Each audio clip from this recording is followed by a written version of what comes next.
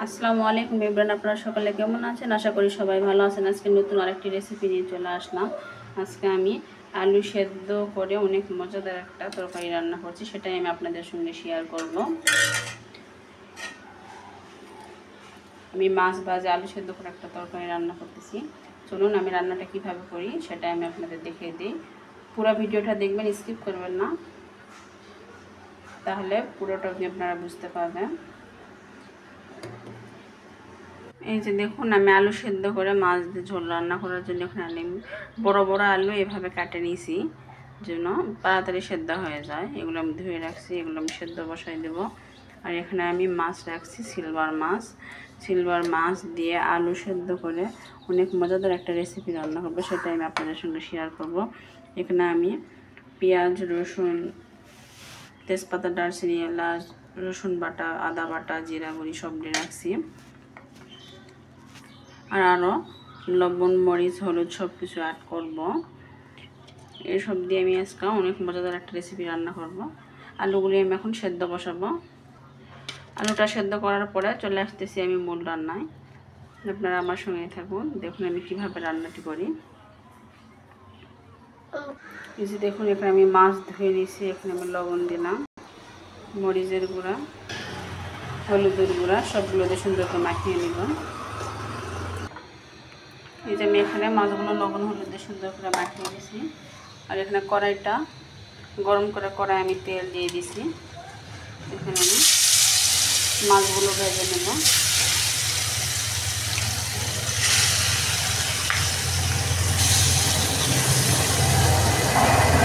এই যে আমি মাছ ভেজে সব উঠাই নিয়েছি আর আলুগুলো সেদ্ধ করে রাখছি।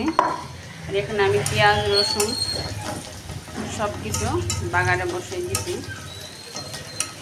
সুন্দর করে ব্রাউন কালার হয়ে আসছে, আমি এখন দিয়ে দেব এখানে আদা বাটা, রসুন বাটা এবং জিরা। আর দিয়ে দেবো সামান্য একটু পানি।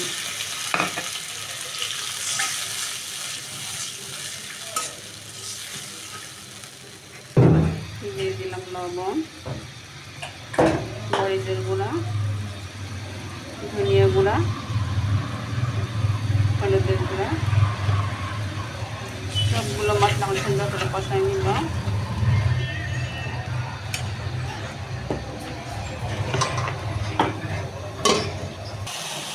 এই যে দেখুন, মশলাগুলো আমি সুন্দর করে কষাই নিচ্ছি। মশলা কষাইতে কষাইতে দেখবেন একদম মশলার ভিতর থেকে তেলটা উঠে আসছে। এখন আমি দিয়ে দেব এখানে সেদ্ধ করে রাখা আলু। আজকে আমি সেদ্ধ করে রাখা আলুর তরকারি বানাচ্ছি।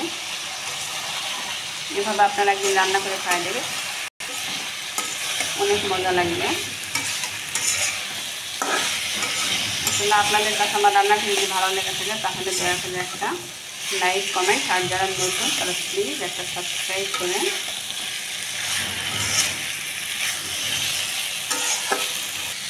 সুন্দর করে আমার আলুগুলো মশলার সঙ্গে কষানো হয়ে গেছে।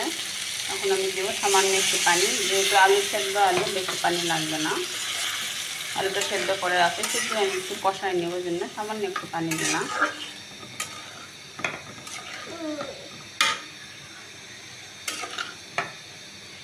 এখন কষাইতে মানে 10 মিনিটের মতন লাগবে, তারপরে আমি মাছ দিয়ে ঝোল দেবো।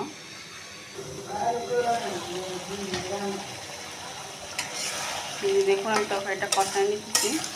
তরকারিটা কষানোতে যে সুন্দর একটা কালার আসছে, সেভাবে রান্না আপনারা করে দেখুন, অনেক মজা লাগবে। আসলে কাটা আলু তরকারির টেস্টটা একরকম, সেদ্ধ আলু তরকারির টেস্টটা আর একরকম। আমার রেসিপিটা ফলো করে আপনারা একবার যদি এভাবে রান্না করতে চান দেখবেন অনেক মজা হবে। এভাবে তরকারি রান্না করে রুটি দেখাই তো অনেক মজা লাগবে। রুটি, পরোটা বা ভাত, আর এই তরকারি আপনার যে কোনো তরকারির সঙ্গে মজা লাগবে।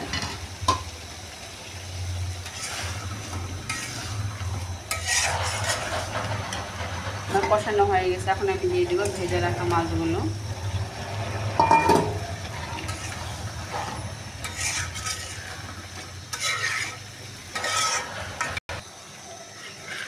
মাছ, আলু আর একটু সামান্য ঝোল দিলাম, যে মাছের সঙ্গে তরকারিটা একটু যেন কষানো হয়।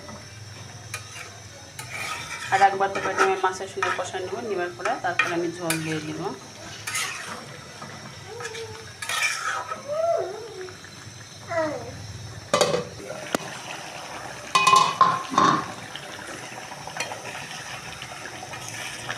মাছ দিয়ে আমার সুন্দর করে তরকারিটা কষানো হয়ে গেছে। আর 4-5 মিনিট কষাইব, তারপর একবার আমি ঝোল দিয়ে দেবো।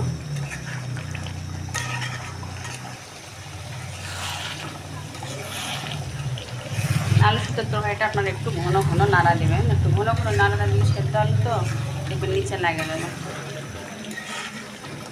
হয়ে গেছে, আমি আরেকটু পানি অ্যাড করবো।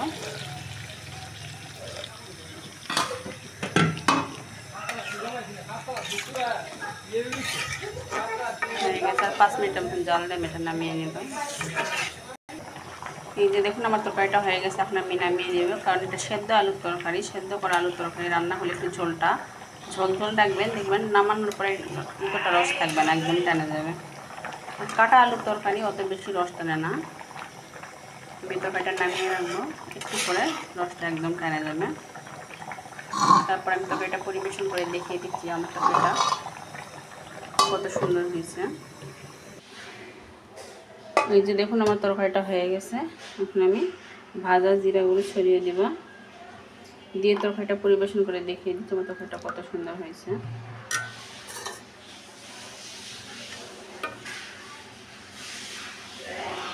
এভাবে আপনারা একদিন তরকারি রান্না করে দেখবেন, আসলে যারা খাইছেন তারা তো বুঝবেনই, আর যারা এভাবে রান্না করছেন না তারা একদিন হলেও রান্না করে দেখবেন, আসলে অনেক মজা। আমার ভিডিওটি যদি আপনাদের কাছে ভালো লাগে থাকে তাহলে একটা লাইক, কমেন্ট, আর যারা নতুন তারা সাবস্ক্রাইব করেন। আল্লাহ হাফেজ।